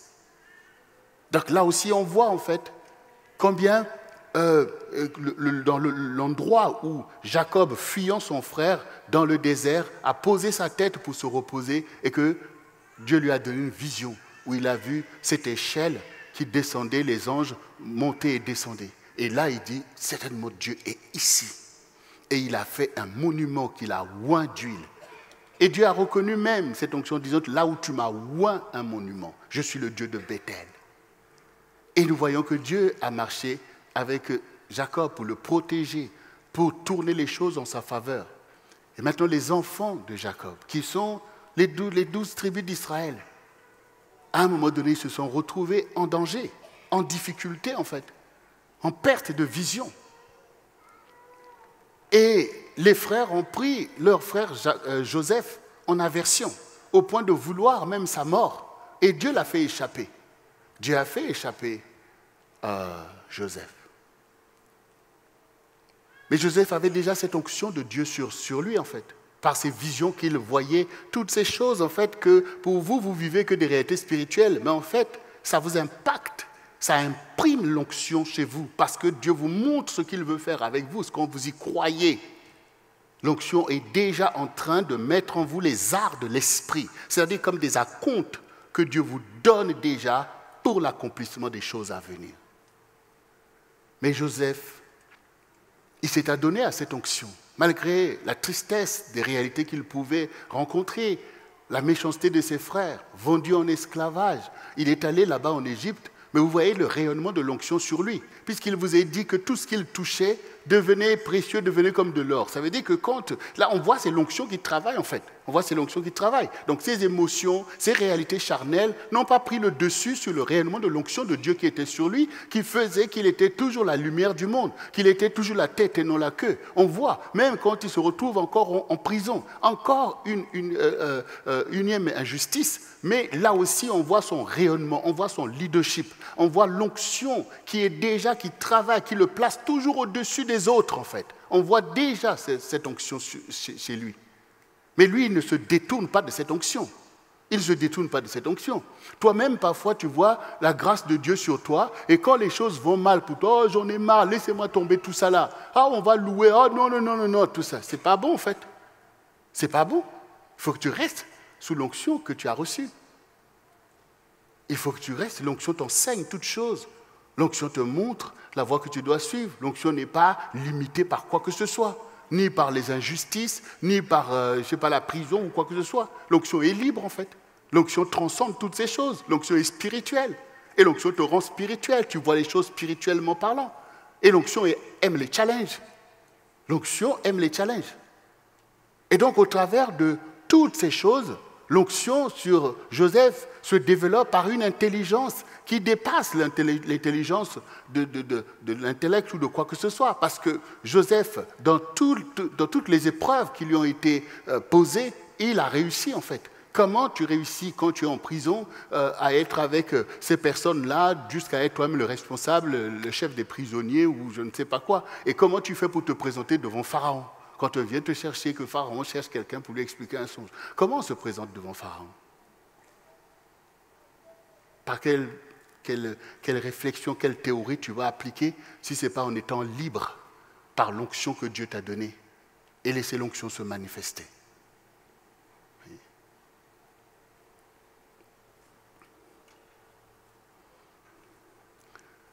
Et je vous dis toutes ces choses parce que je sais que l'onction, c'est Dieu qui l'envoie, comme l'Esprit a été envoyé. Et ça a été envoyé à l'Église. Et je sais qu'il y a des choses qui vous impactent, qui vous touchent, qui sont en fait la manifestation de l'onction, mais qui sont contrariées par le caractère, par l'aspect de la chair où tu contrôles, tu maîtrises les choses selon toi et tu ne permets pas à cette onction de se développer, auquel cas tu sentirais vraiment la liberté que c'est Dieu qui te conduit.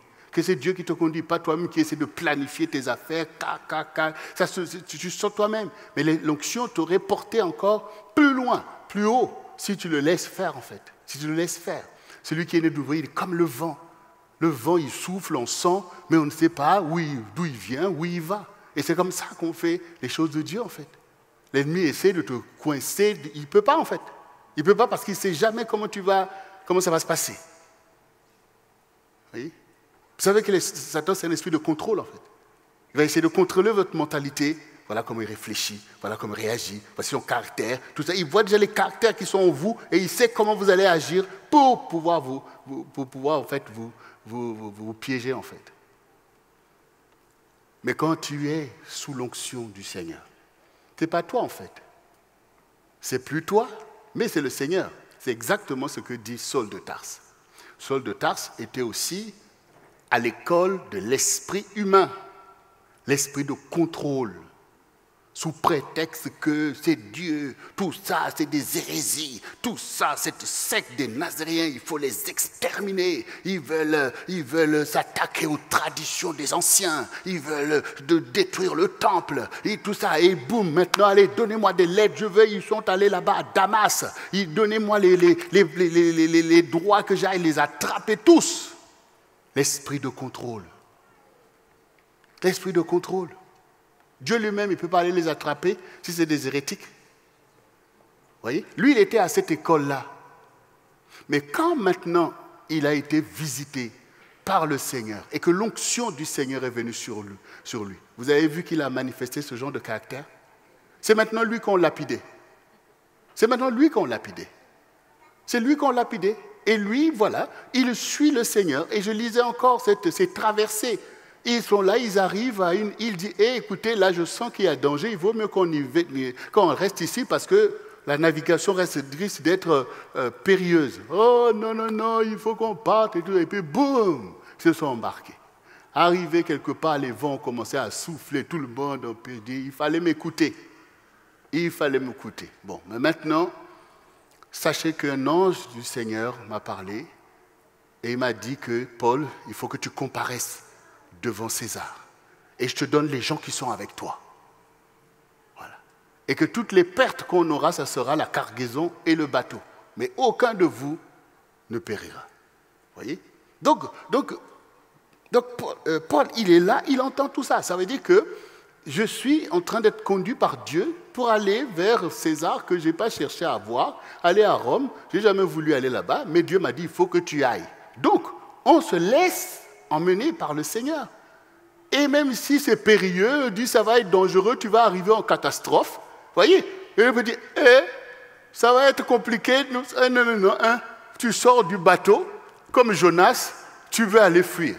Mais Paul, lui, il dit, ok, ça va être dangereux, mais tu as dit que je vais y arriver. Donc, il y va en fait. Vous voyez, quelqu'un qui est sous la puissance de l'onction. Et par le fait que lui-même aussi, il prend peut-être ce chemin dangereux, mais le Seigneur lui a dit que les gens là qui sont avec toi, et il y avait ils étaient au moins 285 personnes, le Seigneur dit, je te donne les gens qui sont avec toi. Ça veut dire que si Paul n'était pas là, ces gens allaient périr. Vous voyez? Donc ça veut dire que l'onction qui était sur Paul a permis que ces personnes aussi soient sauvées. Puisque quand tu es oint, Dieu t'utilise. C'est toi qui l'utilises pour pouvoir faire tout ce travail-là. Donc, bien aimé, c'est important de sortir de la dimension de la chair, c'est-à-dire de l'intellect, parce que c'est ça que le diable veut. Il a dit, ouvrez, mangez l'arbre de la connaissance du bien et du mal, comme ça vous allez devenir des êtres intellectuels, et puis comme ça je peux vous manipuler. Mais quand tu reviens à l'esprit, parce qu'Adam et Ève, ils étaient d'abord, effectivement, dans la dimension de l'esprit. C'est là la dimension de la communion du Saint-Esprit. Oui, c'est là, bien-aimé. Donc, quand tu arrêtes maintenant avec la chair, tu te laisses conduire avantageusement par le Seigneur pour ton bien, mais aussi, surtout, pour le bien du royaume de Dieu, pour le bien de l'Église. Tu peux enfin être utile. Tu peux être utile. Tu peux libérer ta vocation, faire des choses qui te dépassent parce que tu es loin de l'Éternel. Tu es loin de l'Éternel. Tu es loin. Tu es conduit par le Saint-Esprit. Il faut revenir à ces fondamentaux-là, en fait. Il faut revenir. Ce qui fait la différence entre l'Église, où il y a la connaissance de Dieu, et la religiosité, c'est-à-dire la religion, c'est le Saint-Esprit et l'onction du Seigneur. Ce sont des choses auxquelles tu dois avoir part. Tu ne dois pas rater ce côté-là. La communion du Saint-Esprit, c'est comme l'époux et l'épouse. C'est-à-dire, David et Jocelyne, voilà, on marche ensemble d'un commun accord. Nous aussi, nous marchons avec l'esprit d'un commun accord. L'esprit nous guide et nous obéissons à l'esprit. Et de cet échange, de ce frottement, produit l'onction, c'est-à-dire le pouvoir de faire les choses de Dieu, qui jaillit en fait de cette communion de l'esprit qui nous revêt. L'esprit nous remplit, c'est ce que nous voyons avec Jésus, qui est allé, qui après le baptême, a été investi, rempli du Saint-Esprit et conduit dans le désert, où maintenant l'Esprit agit pour pouvoir l'emmener à confronter l'ennemi, à le vaincre. Et quand il sort de ce jeûne de 40 jours et 40 nuits, il est revêtu de l'onction qui a été développée sur lui, et on voit le déménagement que ça provoque partout où il allait, par le fait de chasser les démons et de produire des guérisons, des miracles, guérir la lèpre que personne ne pouvait guérir. Donc devant lui, il n'y avait aucune maladie incurable qui ne soit pas curée. C'est ça qu'on dit?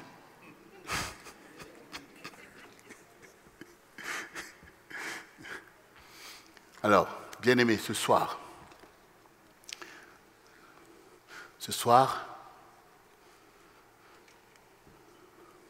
je vais terminer avec ce passage de Actes 16, du verset 5 au verset 10. Les églises se fortifiaient dans la foi et augmentaient en nombre de jour en jour, ayant été empêchés par le Saint-Esprit d'annoncer la parole dans l'Asie, ils traversèrent la Phrygie et le pays de Galatie. Arrivés près de Mysie, ils se disposaient à entrer dans Bithynie, mais l'Esprit de Jésus ne leur permit pas. Ils franchirent alors la Mysie et descendirent à Troie. Pendant la nuit, Paul eut une vision. Un Macédonien lui apparut et lui fit cette prière. Passe en Macédoine, secours-nous. Après cette vision de Paul, nous cherchâmes aussitôt à nous rendre en Macédoine, concluant que le Seigneur nous appelait à y annoncer la bonne nouvelle. Ce passage est aussi important et très caractéristique. Ici, on nous montre effectivement que déjà le Saint-Esprit les avait empêchés d'annoncer la parole en Asie. Mais pourquoi Seigneur? Ben oui, le Seigneur sait que ce n'est pas le moment. Donc, et on voit leur relation avec l'Esprit, on voit leur soumission au Saint-Esprit. On n'est pas là pour aller faire des choses inutiles, ou même des choses dangereuses que Dieu ne nous a pas dit d'aller. Il a dit n'allez pas là-bas. Donc ils étaient capables, dans la communion du Saint-Esprit, de discerner clairement la volonté du Saint-Esprit, qu'il ne faut pas aller là-bas, allez, on continue. Et maintenant ici, quand ils arrivent à Mysie, on dit que l'Esprit de Jésus-Christ les a empêchés, là aussi, d'aller dans cette ville. Donc vous commencez à comprendre que Quand vous êtes sous l'onction du Seigneur, vous sentez bien quand Dieu vous refuse quelque chose. Voilà. Quand Dieu vous montre que non, ce n'est pas là-bas, et que continuez ou recule ou passe par là. Voilà. C'est votre connexion avec l'Esprit qui rend ce langage vivant et très présent. Et là, on voit bien que c'est par l'onction qui était sur eux qu'ils pouvaient sentir que le Saint-Esprit ne veut pas qu'on aille là. Et c'est toujours par là qu'ils sentaient que l'onction les a résistés, que vous ne rentrez pas dans cette ville. Vous ne rentrez pas dans cette ville. On peut s'étonner, mais Seigneur, tu nous as dit aller partout pour faire des disciples. Là, on veut aller prêcher, maintenant tu ne veux pas qu'on aille. Mais regardez ce qui se passe après. Quand maintenant ils sont passés, le soir, qu'est-ce qui s'est passé? La vision de l'apôtre Paul, où maintenant il voit un Macédonien qui lui dit, passe en Macédoine, viens nous secourir. Viens nous secourir. Ça veut dire que les tâches existent déjà. Dieu a un plan et chaque jour a son programme en fait. Chaque jour a son programme. Chaque jour a son programme. Il faut qu'on puisse suivre l'esprit en fait.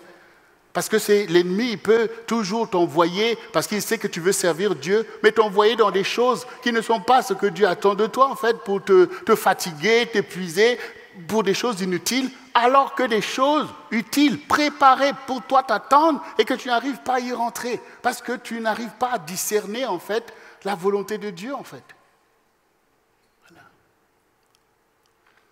Toutes ces choses, bien aimées, pour nous montrer combien l'œuvre du Seigneur dans l'Église, c'est précis. C'est précis. Chacun de nous est appelé à quelque chose. Nous sommes appelés à des choses. Nous sommes appelés à des choses spécifiques.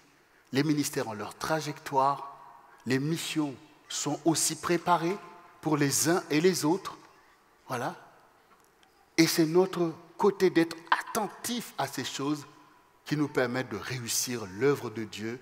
Comment réussir ces bien-aimés qui ont marché avant nous, que nous regardons toujours comme ça, parce qu'on se dit, mais comment ils ont pu faire ces choses? Ils ont pu faire ces choses par beaucoup d'humilité et par le fait de laisser le Seigneur les utiliser.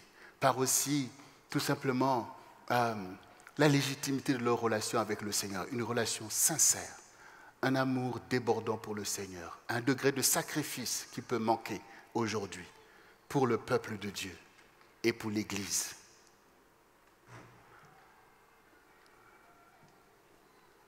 Je suis l'Éternel qui vous sanctifie. C'est que Dieu nous met à part pour sa gloire et pour l'Église, pour le peuple de Dieu. Il faut se laisser mettre à part pour être revêtu de l'onction. Ce n'est que par l'onction que nous pouvons réussir. Sinon, ce n'est que de la religiosité. Mais par l'onction, nous pouvons avoir des témoignages, comme on a entendu tout à l'heure avec notre frère, pasteur Daniel, qui aussi, dans sa propre vie, pouvait être très occupé aux choses qui étaient les choses de sa vie à ce moment-là. Mais par l'onction du Seigneur, la transformation est là et donne son fruit. Ce qui a été le cas pour beaucoup d'entre vous. Et ce qui sera le cas pour tous ceux vers qui Dieu nous envoie. Il est temps que nous soyons comme dans l'Église primitive, où nous voyons effectivement, et nous pourrons le lire dans Acte 4, quand nous voyons comment, après que l'apôtre Pierre et Jean ont été mis en prison, que le Seigneur les a délivrés, quand ils sont venus expliquer à leurs frères qui étaient réunis, que voilà ce que les souverains les sacrificateurs ont dit, qu'ils ne peuvent pas prêcher au nom de Jésus et tout. On voit comment ils ont réagi, ils ont crié à Dieu que Seigneur, regarde, c'est quoi ce complot contre le Seigneur et contre son roi? Contre le Seigneur, les rois et les princes se sont ligués contre ton saint serviteur Jésus. Seigneur, que maintenant, Seigneur, étends ta main, afin que nous puissions annoncer l'évangile avec assurance et qu'il se fasse des miracles au nom de ton saint serviteur Jésus-Christ. Et la Bible dit que le lieu où il se tenait trembla. Ça, c'est l'onction de l'Église. Ça, c'est l'onction pour glorifier le Seigneur. Ça, c'est l'onction pour éclairer le monde. Ça, c'est l'onction pour renverser l'imposture de Satan et tous ses mensonges. Et c'est cette dimension-là qui est importante, là, aujourd'hui, dans le centre du réveil chrétien. C'est-à-dire où tu as ta part pour réclamer cette onction, te mettre aussi à part. Nous sommes cette église qui veut tout simplement faire l'œuvre du Seigneur. Et ce n'est ni par force, ni par puissance, mais par le Saint-Esprit qui nous oint, parce que l'onction, c'est de l'huile. C'est laisser l'Esprit nous oindre. Il faut baigner dans cette huile qui est une soumission à Dieu, une obéissance et un désir de satisfaire le Seigneur. Toutes ces choses sont à notre portée. Le Seigneur nous prend en charge par tous les programmes, les enseignements, pour nous mettre au creuset, comme un disciple doit être mis au creuset de l'enseignement, afin d'être comme son maître. Il est temps que tu comprennes que ce que Dieu te demande, c'est ce qu'il te donne lui-même. Je vous ai donné le pouvoir de marcher sur les serpents, sur les scorpions et sur toute la puissance de l'ennemi. Et comme j'explique souvent, quand Dieu parle de ces choses, des scorpions, des serpents, il est en train de parler des caractères humains qui se dressent contre la connaissance de la vérité, qui se dressent contre l'Église du Seigneur Jésus-Christ. Ce sont les faux prophètes, les faux docteurs que le diable utilise pour vouloir s'opposer au règne de Christ. Et si maintenant toi-même tu vas développer ce genre de caractère, comment tu peux marcher contre ces choses en fait? Il faut faire attention. La clé, c'est l'humilité. Et Satan ne peut pas en fait, quand vous pensez que quand vous êtes humble, vous croyez que vous êtes faible ou qu'on va venir jouer avec vous. Non, ce sont des caractères puissants pour la gloire de Dieu. Voilà. Satan, il va manipuler un orgueilleux, mais il ne peut pas manipuler quelqu'un de humble parce que Dieu est avec son propre caractère en fait. C'est pour ça que Paul dit, mais il dit quand je suis faible, c'est alors que je suis fort. Mais avant il était fort. Hein? Avant il était fort, il était fort dans la chair. Mais il a vu que tout ça, c'est la manipulation du diable. J'étais en fait un instrument manipulé loin de Dieu. Mais maintenant, il dit que je me glorifie dans mes faiblesses. Laissons l'onction faire. C'est mieux avec l'onction. Et que le ministère soit oint. Que ce que tu fais, fais-le sous l'onction. Même si tu es dans une équipe qui te paraît être banale, fais-le avec l'onction du Seigneur. Dis Seigneur, oins-moi pour cette tâche. Oins-moi pour accueillir les gens avec un sourire qui libère l'onction. Oins-moi Seigneur pour m'occuper de ces petits-enfants. Quand je les touche, même quand ils rentrent à la maison, on sent que quelque chose, des mains ointes ont touché. Seigneur, permets que je fasse ce jeûne sous l'onction. Seigneur, que je loue avec l'onction. Seigneur, que je joue de la musique avec l'onction. Parce que tout ça, ça vient de Dieu. Dieu met à part pour manifester sa gloire et sa puissance. Quand tu es là, tu es un peuple oint. Et au quotidien, dans ta maison aussi, laisse l'onction du Seigneur se déployer pour faire cesser l'agitation, faire cesser les élevations de voix, faire cesser les conflits, les animosités.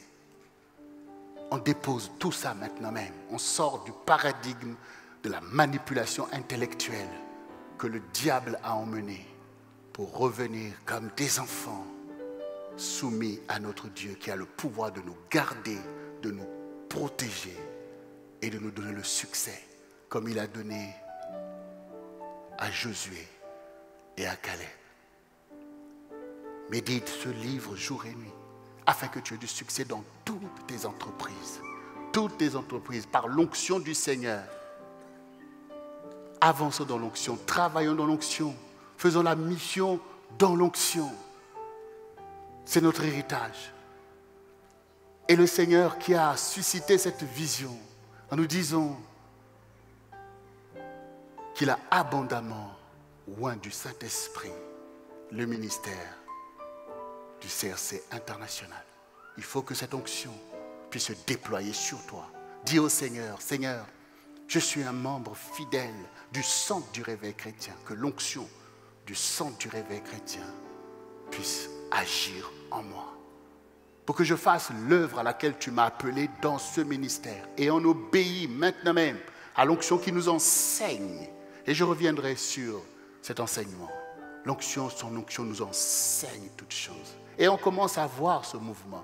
Oh, pasteur, Dieu m'a dit telle chose. Pasteur, Dieu, oui, l'onction nous enseigne ce qu'il faut faire pour sa gloire, pour l'avancement de l'œuvre, pour l'accomplissement des missions. L'onction nous enseigne des choses à faire. Malheureusement, pour beaucoup, quand l'onction te convainc de ces choses, après l'ennemi vient faire des pirouettes pour que tu abandonnes ce que l'onction t'a convaincu de faire pour sa gloire.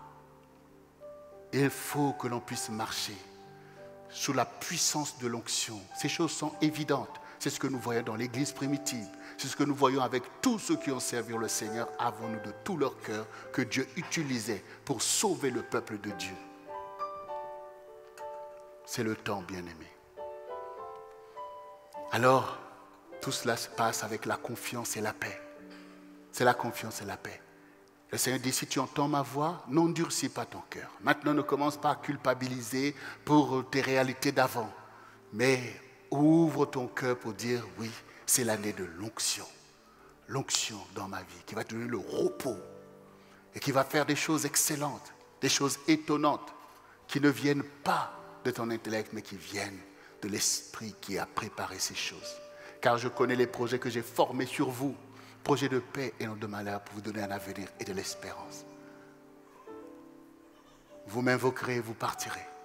Nous allons invoquer et Dieu va oindre. Vous me prierez et je vous exaucerai. Là où il y a l'onction, il y a l'exaucement. Vous me chercherez, vous me trouverez. Parce que si tu es sous l'onction, le Seigneur est là. Où est son onction? Il est là. Alors, bien-aimé, est-ce que tu veux de cette onction? Est-ce que tu veux de cette dispensation? Est-ce que tu peux renoncer à toi-même? Ah, vous voyez, là, le Amen devient... Ça, c'est dit, renoncer à toi-même. Celui qui veut conserver sa vie la perdra. Mais celui qui la perdra en mon nom la retrouvera. Dans l'onction, on se perd. On se perd. C'est pas, ça n'a rien à voir avec tes calculs. Ça n'a rien à voir avec tes calculs. On se perd. Mais c'est comme en amour, quand on aime quelqu'un, on le suit en fait. Tu ne sais pas où est-ce qu'il t'emmène, mais tu suis. Tu suis. Je me rappelle, elle est où ma fille Delphine? Delphine, je n'ai pas vu l'évangile Régis là quelque part ici. Ah ben oui, ma fille, il faut dire que je suis là. C'est de toi que je veux parler là maintenant. Donc l'amour, marcher sous l'onction, c'est comme quand on suit l'amour. Donc rappelle-toi la première fois que tu es allé au Togo. Toi, pour toi, tu suis ton champion. Et tu vas aller dans son village. Mais quand tu te retrouves dans cette pirogue-là, la pirogue a commencé. Tu vois. Mais tu es porté par l'amour, prêt à affronter tous les dangers. Parce que Régis est là.